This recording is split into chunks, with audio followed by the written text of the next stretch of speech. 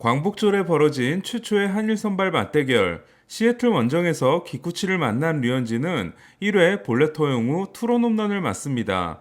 하지만 2회부터 칼날 제구가 살아나며 14타자 연속 범타를 이어갔고 이후 17타자를 단타 하나로 막아냅니다. 그리고 토론토는 3대2로 경기를 뒤집습니다. 6회까지 투구수가 75개였던 류현진은 투런 홈런을 맞았던 타이 프랭스를 7회 선두타자로 맞이하는데요. 하지만 프랭스에게 펜스 노란선을 맞는 선두타자 3루타를 맞았고 공을 잡기 위해 점프했던 중견수 스프링어가 착지 과정에서 발목 부상을 입고 교체됩니다.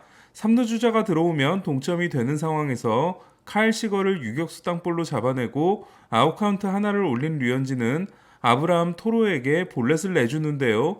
저는 컨택 능력이 뛰어난 토로와의 승부를 피한 후 변화구에 확실한 약점을 가지고 있으며 앞선 두 번의 승부에서 모두 땅볼 아웃을 잡아낸 토렌스와 1사1삼루에서 승부하는 것도 나쁘지 않다고 생각했습니다. 그러나 몬토요 감독은 투구수가 89개인 류현진을 내렸고 1사1삼루에서 올라온 트레버 리처즈가 토렌스에게 역전 3런 홈런, 다시 켈릭에게 백투백 홈런을 맞음으로써 경기는 3대2에서 3대6으로 뒤집히게 됩니다.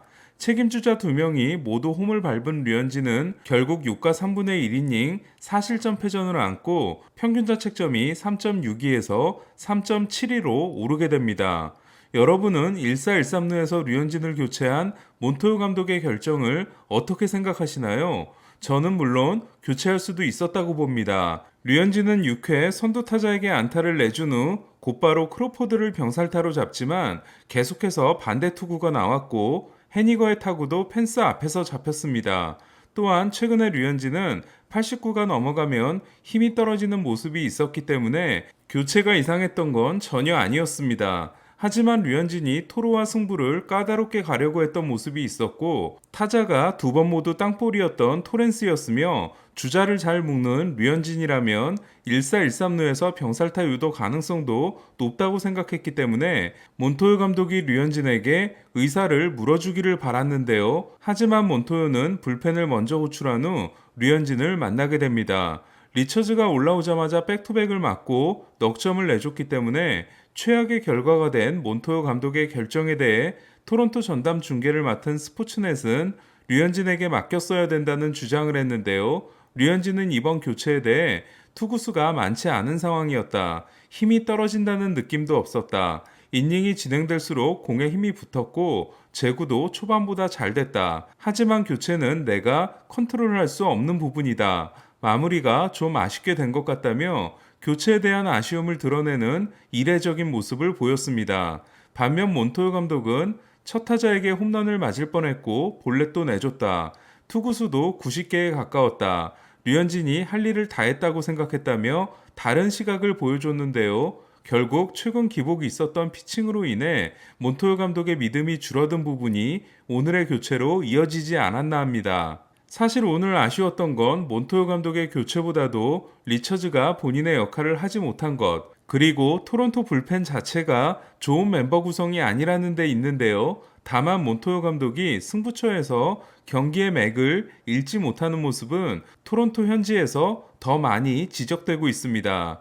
류현진은 오늘도 패전 투수가 됨으로써 역대 4번의 한일 맞대결에서 무승 3패, 상대 투수는 2승 무패를 기록하게 됐는데요. 2012년까지 7번의 대결에서 한국 선수들은 6승 무패, 일본 선수들은 무승 5패였지만 2013년 류현진 진출 후 5경기에서는 한국 선수들이 무승 4패, 일본 선수들이 3승 무패를 기록하게 됐습니다. 7월 2일 시애틀전 2피 홈런 이후 지난 6경기에서 피홈런이 없었던 류현진은 오늘도 홈런 하나를 포함해 워닝 트랙까지 날아간 타구들이 많았는데요. 두 자릿수 하드히트 허용은 올 시즌 4번째이자 지난 시애틀전 이후 처음이었습니다. 하지만 체인지업 제구가 좋아지고 있고 14타자 연속으로 범타에 성공하는 동안 보여준 날카로운 제구도 인상적이었는데요. 류현진은 6일을 쉬고 다음 주 일요일 디트로이트 원정 낮 경기에 등판하게 됩니다.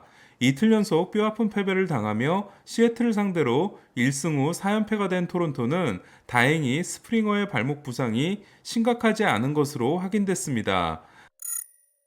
아메리칸 리그 와일드카드 경쟁을 하는 5팀 중 토론토가 유일하게 패한 가운데 보스턴은 크리스 세일이 드디어 돌아왔는데요. 2019년 8월 14일 이후 732일 만에 복귀전에서 세일은 3회 헤이즈와 맨시니에게 백투백 홈런을 맞고 흔들리는 모습도 있었지만 5이닝 8K 무볼넷 2실점 승리라는 성공적인 복귀전을 치렀습니다. 세일은 포심 최고 구속이 96마일, 평균 구속이 93.2마일로 95.2마일이었던 2018년보다는 93.4마일이었던 2019년에 가까웠습니다. 토미존 수술에서 복귀했기 때문인지 슬라이더 구사 비중을 줄인 세일은 대신 패스트볼이 10번의 헛스윙을 만들었는데요. 통산 평균자책점 3.03은 2.48인 커쇼와 2.50인 디그롬에 이은 현역 선발 투수 3위 기록으로 얼마 전까지 3위였던 류현진은 오늘 경기를 통해 3.04에서 3.06으로 올랐습니다. 달백이 오늘도 2홈런 3타점을 기록하며 최근 3경기에서 11타점을 쓸어 담은 보스턴은 볼티모어를 16대 2로 대파했는데요. 10연패를 당하게 된 볼티모어는 10연패 기간 기록한 98실점이 10연패 팀의 역대 타이 기록이 됐습니다.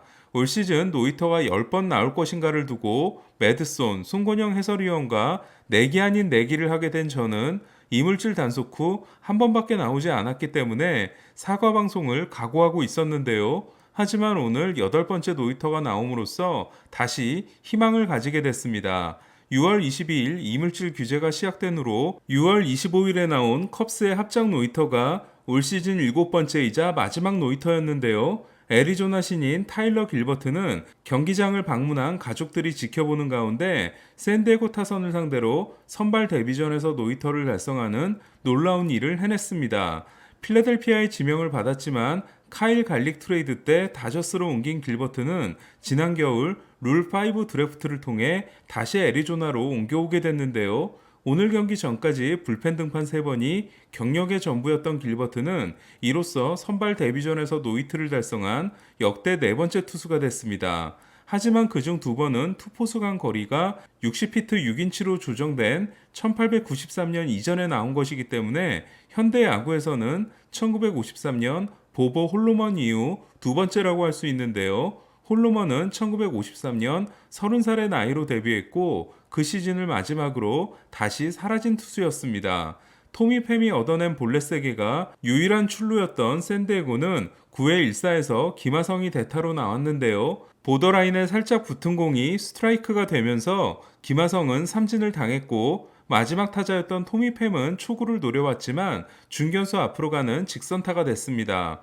올해 머스그로브의 노히터가 팀의 유일한 노히터인 샌디에고가 통산 10번째 노히터를 당한 반면 샌디에고보다 29년 늦게 창단된 애리조나는 2004년 랜디 존슨의 퍼펙트 게임과 2010년 에드윈 잭슨의 8볼넷 노히터에 이어 역대 3번째 노히터가 나오게 됐습니다. 샌디에고는 앞선 4경기에서 3승 1.44였으며 올 시즌 1호 노히터의 주인공인 머스그로브가 1회에만 5점을 내주는 등 5이닝 10피안타 6실점 패전을 안았습니다.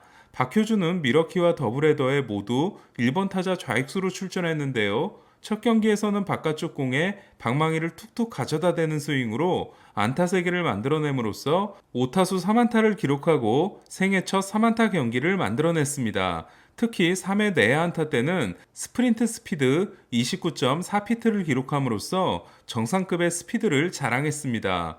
미러키를 14대 4로 꺾은 피츠버그는 4타수 4안타를 기록한 유격수 케빈 뉴먼이 메이저리그 타이 기록에 해당되는 한 경기 4개의 2루타를 날렸습니다.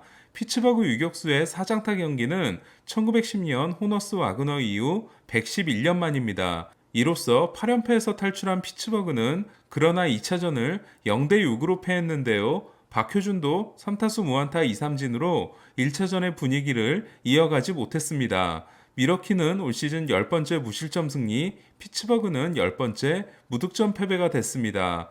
최근 다시 1번 타자로 나서고 있는 오타니는 휴스턴 루이스 가르시아를 상대로 시즌 두 번째이자 통산 2호 리드오프 홈런을 때려냈는데요. 39홈런으로 35개인 게레로와 4개 차이가 된 오타니는 1982년 레지 잭슨과 함께 에인절스 역사상 가장 많은 홈런을 때려낸 좌타자가 됐습니다.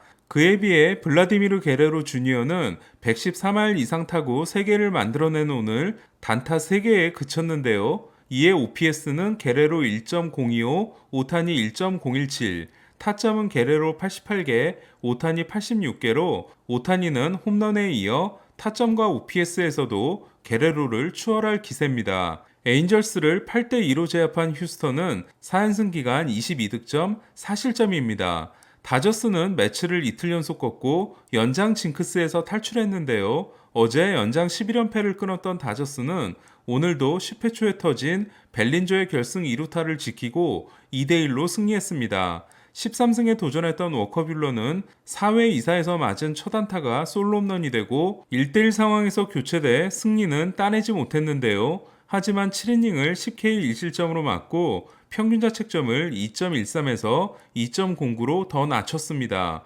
뷰러는 24경기 중 21경기가 퀄러티 스타트이며 전 경기에서 5이닝 이상을 던지고 있는데요. 특히 7회 1사 1, 2루에서 96마일 강속구를 뿌리며 본인이 해결하고 내려간 장면은 압권이었습니다.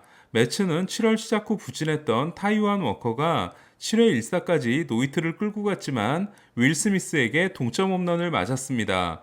이 경기의 또 다른 주인공은 불펜이었는데요. 로버츠 감독은 10회 말 승부치기 상황에서 맥켄과 드루리를 모두 삼진으로 잡아낸 빅포드를 크네이블로 교체하는 승부수를 던졌는데요. 크네이블은 니모와 7구 승부를 이겨내고 로버츠를 명장으로 만들었습니다. 베시아, 크로포드, 크네이블이 3이닝 퍼펙트를 만들어낸 가운데 최근 미들맨으로 떠오른 좌완 베시아는 후반기 평균 자책점이 0.69입니다. 샌프란시스코가 6연승이 중단됨으로써 다저스는 샌프란시스코와의 게임차를 4경기로 줄였습니다. 양키스와 화이삭스는 최고의 명승부였던 꿈의 구장 경기의 분위기가 오늘도 이어졌는데요. 양키스는 8회 초 저지가 킴브러를 상대로 솔로 홈런을 날려 4대3 리드를 잡습니다. 꿈의 구장 경기에서 팀 앤더슨에게 역전 끝내기 투런 홈런을 맞은 브리튼이 마무리 자리를 스스로 반납한 양키스는 체드 그린이 마무리에 나섰는데요. 하지만 그린마저 9회 말 호세 아브레유에게 동점 솔로 홈런을 맞게 됩니다. 그러나 양키스는 10회 초 승부치기에서 저지의 적시타에 이은 갈로의 투런 홈런이 터졌고 브리튼이 10회 말을 한 점으로 막아내게 됩니다. 양키스 에런분 감독은 오늘 경기를 통해 통산 300승 200패가 됐습니다. 평균 자책점이 6.97이었던 맷무어가 대체 선발 등판에서 6이닝 노히트를 기록한 필라델피아는 합작 노히트에 도전했는데요. 하지만 8회 올라온 아치 브래들리가 타일러 스티븐슨에게 홈런을 맞아 6대1 승리에 만족해야 했습니다. 기쿠치가 4와 3분의 1이닝 3실점에 그친 반면 템파베이전에 나선 마에다는 6이닝 4K 무실점 승리를 따냈는데요. 6월까지 3승 3패 5.56이었던 마에다는 7월 시작 후 8경기 성적이 3승 1패 2.98로 평균 자책점을 4.41로 낮췄습니다. 최지만은 4번 타자 1루수로 출전했지만 3타수 무안타 2삼진에 그쳤습니다. 오타니는 내일 맥컬러스를 상대로 시즌 40홈런에 도전합니다. 샌디에고는 애리조나 잭 갤런을 상대하며 토론토는 스티븐 매츠가 시리즈 전패를 막기 위해 등판합니다. 그리고 맥스 슈어저는 다저스 유니폼을 입고 뉴욕 매츠를 상대합니다. 이상 베이스볼 큐브 김영준이었습니다.